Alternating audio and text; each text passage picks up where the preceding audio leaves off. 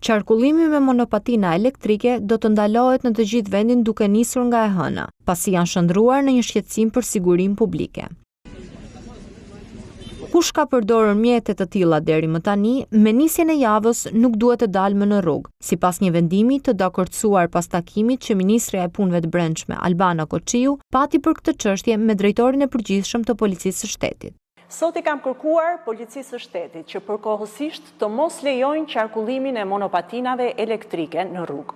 Ministrja e Brendshme tha se ndalimi i qarkullimit të monopatinave elektrike është përgjigje për shqetësimet në rritje të qytetarëve, ndërsa drejtori i policisë theksoi numrin e lartë të aksidenteve ku ato janë përfshirë.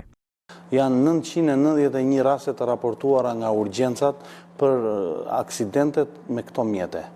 Midis këtyre rasteve ka pasur edhe fatalitete si dhe dëmtime shumë të rënda. Interesi publik dikton një ndërhyrje të menjëhershme.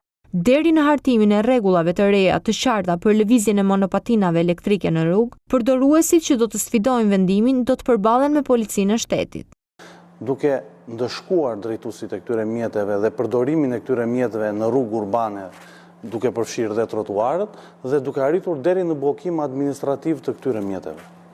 Ekspertët e sigurisë rrugore kërkojnë që në rregulloren e re të përcaktohet kufiri i shpejtësisë, mosha minimale për përdoruesit dhe detyrimi për përdorimin e helmetave, për të disiplinuar qarkullimin e monopatinave në qytet.